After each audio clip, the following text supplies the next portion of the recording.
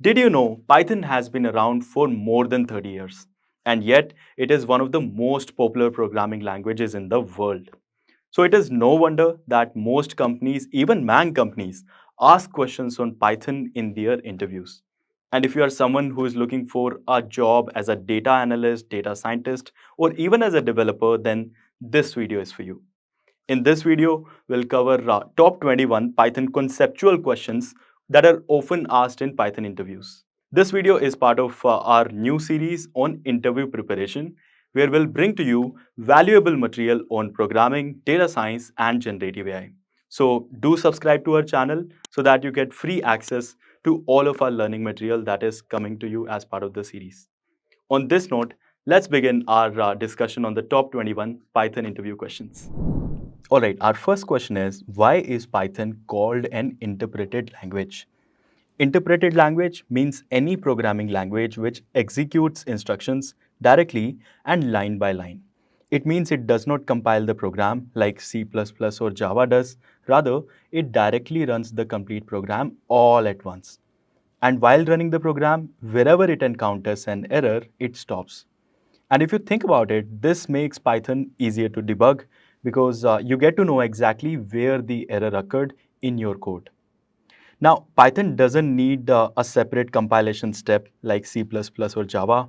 You can just write Python code and run it directly. Here's what it means. C++ or Java is required to be built and linked.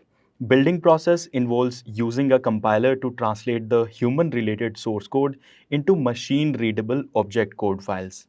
The linking process combines these object code files together into a final executable program. These steps are necessary in languages like C++ or Java to produce an executable program that a computer can thereafter run. On the other hand, in Python, you can directly run the code without going into any of these separate steps. You can just write Python code and run it directly. This is the precise reason why Python is fast to develop as well. Now let's move on to our next question. Do we need indentation in Python? The obvious answer is yes. You need indentation because it is part of the language's syntax. Now let's understand why. Indentation helps in reading the code better, and that is why Python has made it compulsory. Every programming language provides mechanism to manage and control how the coding blocks are written. In Python, it is indentation, and it is different in Java. For example, in Java, when we need to construct a for loop, we have to put the blocks or statements inside the for loop within the braces. And the statements inside the for loop need not be indented. It can be in the same line. But when it comes to Python, the print statement inside the for loop should have spaces, that is 4 spaces. That is how indentation works in Python. All right, now let's move on to the third question. What are built-in data types in Python? In Python, a data type defines the kind of values a piece of data can have and what operations can be performed on it. Let's understand in this way. Imagine different kinds of containers, a jar, a jug, a box, and a basket. Now, each container is suitable for holding different kinds of things. You wouldn't put water in a basket, right? It's for things like fruits. Similarly, in Python, you use different data types to hold different kinds of values like integers or strings. Now, let us look at various data types we have in Python. We have text type, we have numeric types, sequence types, map types, set types, boolean type, binary types, and none type. And in Python, in case you want to know the data type of a variable, just use the type function. Let's see how it works. Now, in output, you will see the data type of the variable. The type function basically takes the variable as an argument and gives the data type of the variable. All right, let's move on to our fourth question. What are classes and objects in Python? In Python, a class is a blueprint for creating objects. On the other hand, an object is an instance of a class. What do I mean by this? Well, class can be considered to be your blueprint and objects are real-world entities which are defined or created from classes. Let's take an example here. This is a blueprint of a house. The blueprint defines the layout of the house, the number of rooms, the type of rooms including kitchen, bathroom, bedroom, etc., the material used, etc. And now with this blueprint, we can create an unlimited number of houses. An object, on the other hand, is an instance of a class. It's a real tangible thing that you create using the blueprint. Over here, it is house 1, house 2, and house 3 uh, are in fact objects, actual houses, created from the house class, which is the blueprint. They have the structure defined by the house class. Now let's move on to our fifth question. What is a dictionary in Python? Dictionary is an unordered collection of elements.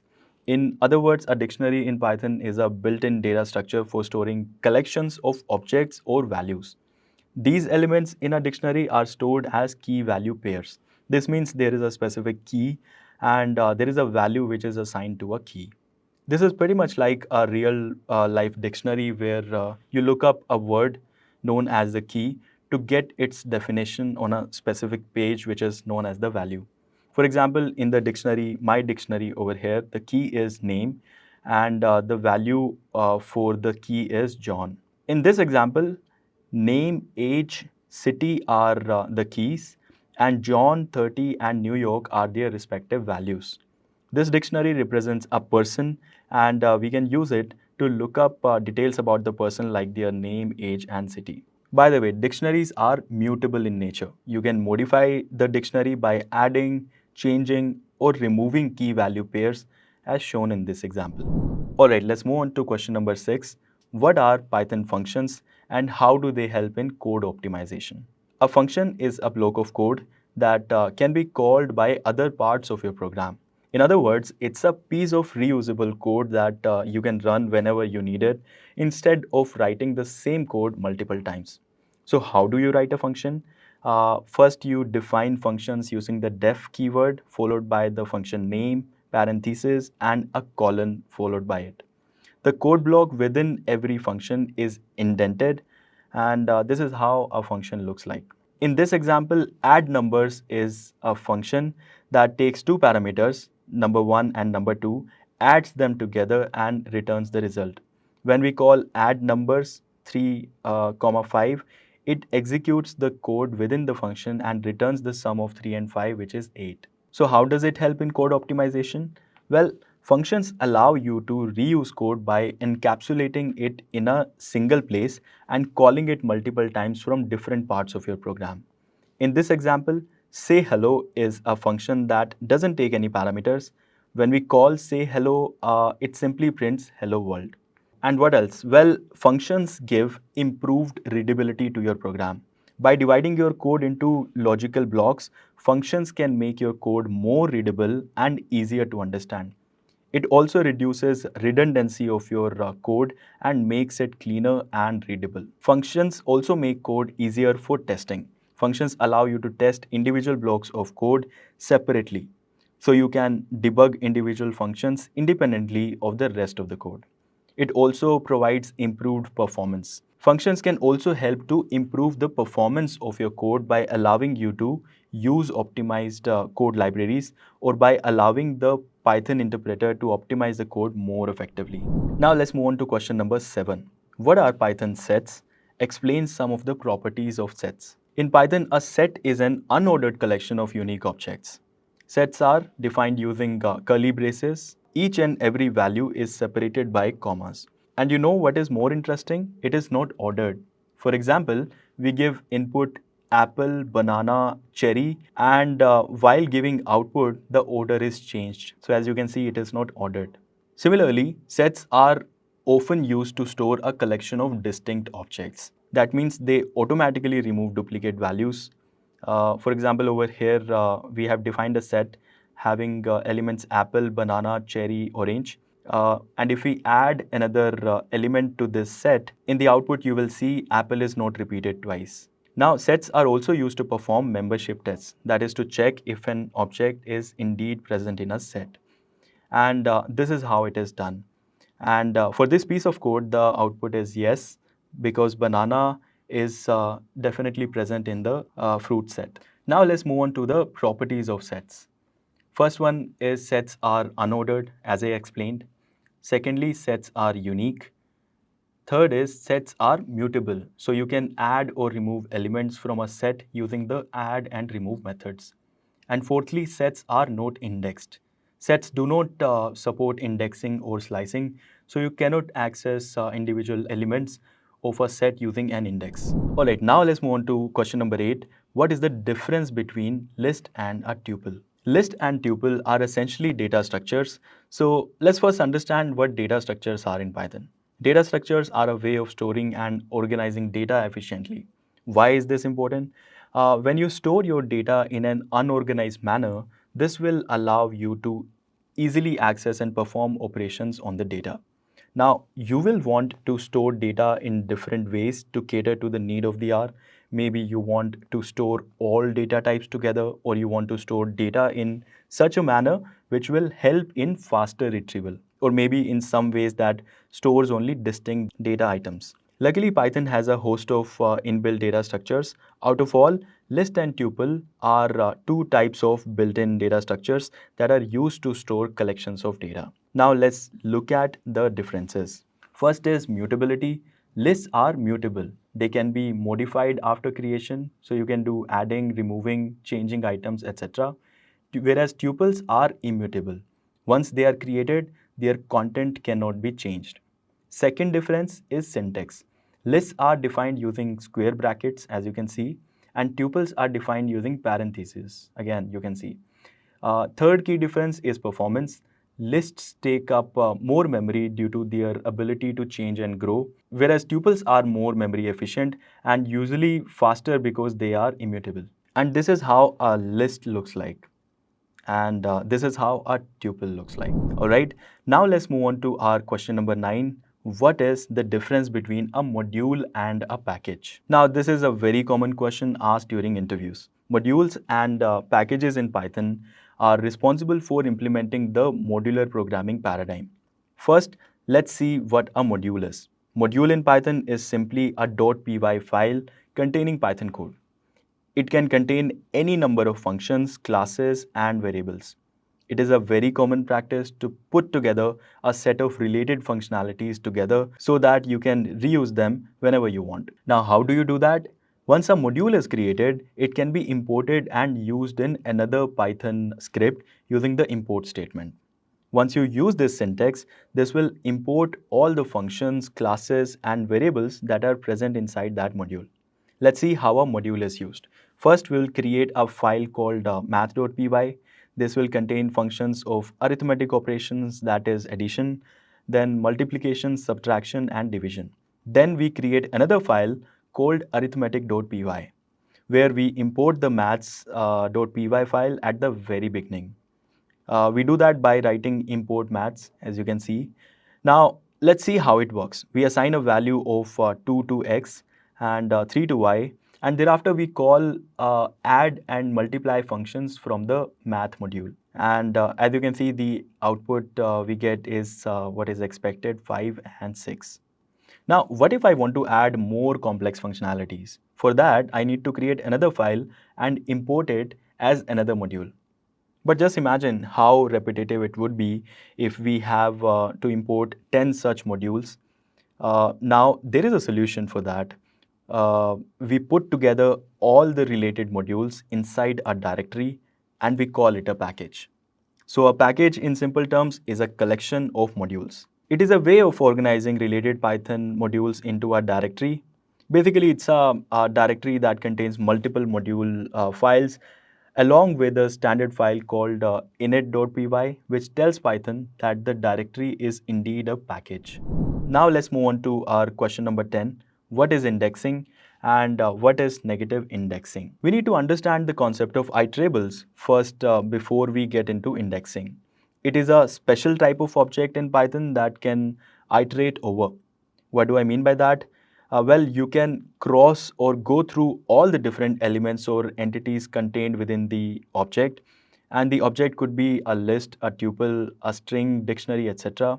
are all iterable in Python. And yes, the iteration part could easily be achieved with the help of for loops. So in simple words, iterables are something you can loop over. Now, when we understand what iterables are, now let's focus on indexing. Indexing is basically a way to access individual elements or groups of elements in an iterable by their position. In other words, you can access a specific element of your choice within an iterable, such as a list, and do your operations with it depending on your needs. Let me show you how. I have this list of strings with various fruit names.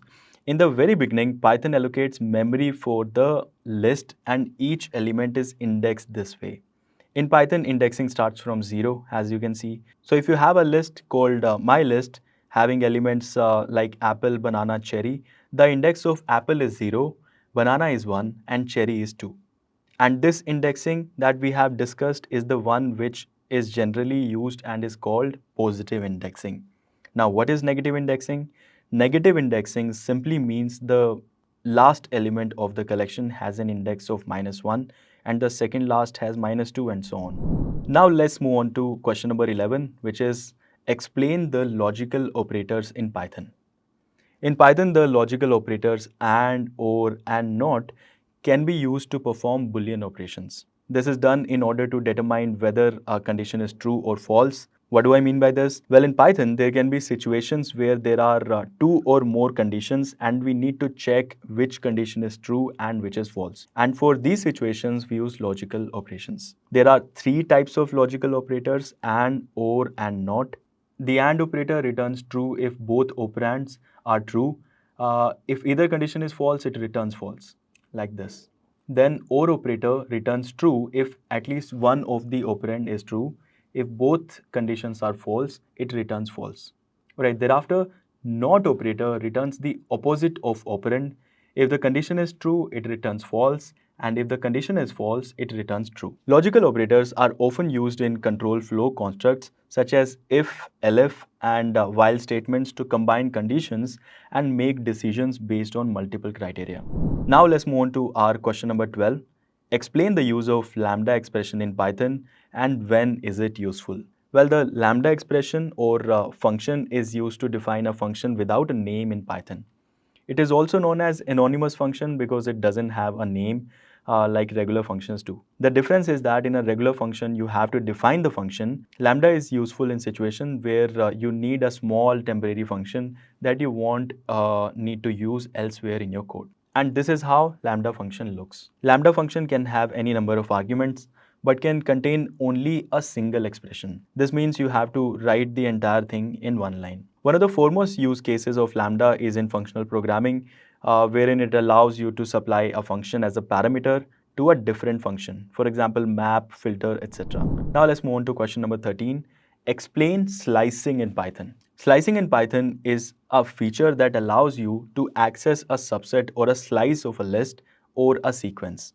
In other words, slicing a list gives you another list instead of a single element. This means each object in the list has a specific index. Slice specifies a start index and an end index of a list. For example, in the list, apple has an index of 0, banana has an index of 1, cherry has index of 2, and so on. Now I want the fruit banana, cherry, and date from the list. We would need to slice it out from the list. So we slice it out over here. By the way, keep in mind that the sublist returned will contain the element starting from the start index but will exclude the end index element. So we see the output is basically banana, cherry, and date. One more thing, if you leave out the start index, it will assume it to be 0. And if you leave out the end index, again, the output will be the entire length of the list. Alright, now let's move on to question number 14. Explain the difference between mutable and immutable objects in Python. For this, let's first understand what an object is in Python. In Python, almost everything is an object, including numbers, strings, lists, dictionaries, functions, and even modules. Now, objects can be of two types, mutable and immutable. If you remember correctly, we have already talked about this when we were talking about list being mutable and tuple being immutable. Now, let me talk about this in detail. So, what does mutable means? These are objects whose content or state can be changed after they are created. We have seen an example of a list which is a mutable object before. We have seen an example of a list which is a mutable object. Now, Let's see a different example with a dictionary. In this example, we have a dictionary called student, and we modify the value associated with the key age from 25 to 26. We also add a new key value pair, gender, female, to the dictionary. Because the dictionary is mutable, so its content can be changed and updated as needed. Moving on, what are immutable objects? Well, these are objects whose content or state cannot be changed after they are created. If you try to change the state, you will actually create a new object. We have seen how a tuple looks like. Another example of a mutable object is a string. As you can see in this code, trying to directly change the character at index 0 in the string name will raise a type error because strings are immutable. Instead, we need to create a new string, modified name, with the desired change, which is replacing the first character with m. Now let's move on to question number 15. What is the use of pass keyword in Python? So pass is a null statement that basically does nothing. It is often used as a placeholder where a statement is required syntactically, but no action needs to be taken. So basically it's just there to ensure your code runs without syntax errors until you are ready to write the real code for that block. Let me show you how. In this case, pass allows you to define the function myFunction without any actual code. This can be useful when you are sketching out a program and aren't ready to write the function yet. Now let's move on to question number 16. What are generators? Tell about their use in Python. Suppose you want to make a huge list of numbers from 1 to a billion. If you create a list for this, it will consume a lot of your computer's memory, which is not efficient at all. Instead, what you can do is you can create a generator that produces these numbers one at a time and only when they are needed. This way, you only need memory for one number at a time, not all billion numbers together. Well, the official definition goes something like this. A generator in Python returns an iterator that produces sequences of values one at a time. We use the yield keyword to produce values. Now let's see how it works. In this example, count up to is a generator that counts from 1 up to the value of n. The yield keyword is used to specify what value the generator should produce when it's iterated over. Then it pauses the function until the next value is needed. The function state, including local variable, is saved between yields so it can pick up where it left off. When you use the generator in a for loop with count up to, let's say, 10, it prints the number 1 to 10, one at a time. It generates each number as the for loop asks for the next number rather than generating all the numbers at once, which would be less memory efficient. Moving on to question number 17. What is shallow copy and deep copy in Python? Well, in Python, deep copy and shallow copy are methods used to copy objects. When we use the equal operator, it only creates a new variable that shares the reference of the original output. In order to create real copies or clones of these objects, we can use the copy module in Python. They are of two types, shallow copy and deep copy. Now, let's focus on shallow copy first. A shallow copy is a copy of an object that stores the reference of the original elements. The simple way to understand this is, it's like making a list of items you own. If any of those items is a box with more stuff inside, your list just mentions the box, not the stuff inside. So if you change the content of the box, it will be changed in both the original and the copy. Now let's come to deep copy. A deep copy is a process where we create a new object and copy elements recursively. The independent copy is created of the original object and its entire set of elements. Changes made in one object do not affect the other. What do I mean by this? It's like making a detailed list of items you own. If you have a box with more stuff inside of it, you list down all the stuff in the box too. So even if you change the contents of the box in the original list, it won't change in the copy. Let's move on to question number 18. What is inheritance in Python? Also, what is the difference between single and multiple inheritance? Well, in Python, inheritance is a way to define a new class, also called a child class, that takes on attributes and methods from an existing parent class. What do I mean by this? Imagine a family where a child inherits traits from their parents like their hair color or height. In Python, inheritance works similarly. A child class can inherit characteristics and behaviors from a parent class. Now, there are two types of inheritance: single inheritance and multiple inheritance. Single inheritance is when a class inherits from a single superclass or a parent class. Think of it as a child who inherits traits from one parent. Let me show you how. In this code, child is inheriting from the parent. It means child class has all the methods that parent has plus any additional methods as defined. Now let's see what multiple inheritance is. Multiple inheritance is when a class can inherit from more than one superclass or parent class. In our analogy, imagine a child who can inherit traits from both parents. In this case, child is inheriting both from the mother and the father. So it has access to the methods from both classes. The order of inheritance matters in multiple inheritance. So if both mother and father had a method with the same name, the method from mother would be used because mother appears first. Now let's move on to question number 19. What is exception handling and how is it done in Python? Well, exception handling in Python involves using special blocks of code so that it can catch and handle errors or exceptions that occur when your program runs. Basically, it is done to help your program keep running even when something unexpected happens. The main keywords for exception handling in Python are try, except, finally, and raise. At this point, let me show you how it works in this code. If you enter a valid integer, it prints the number, and this gets executed no matter what. Whereas if you enter something that's not a valid integer, like a string or a float, it raises a value error. The exception that moves to the except block prints that's not a valid number, and then this gets executed no matter what. The finally block is optional and is used for code that you want to be executed no matter whether an exception occurred or not. Now let's move on to question number 20. What is the use of decorators in Python? In Python, decorators are a special kind of function that add extra functionality to another function. What do I mean by this? Well, they provide a way to wrap a function with another function, which can add functionality before or after the original function is called without permanently modifying it. Let me show you how. When you call say hello, it's not directly called anymore. It's now wrapped with the wrapper function inside myDecorator.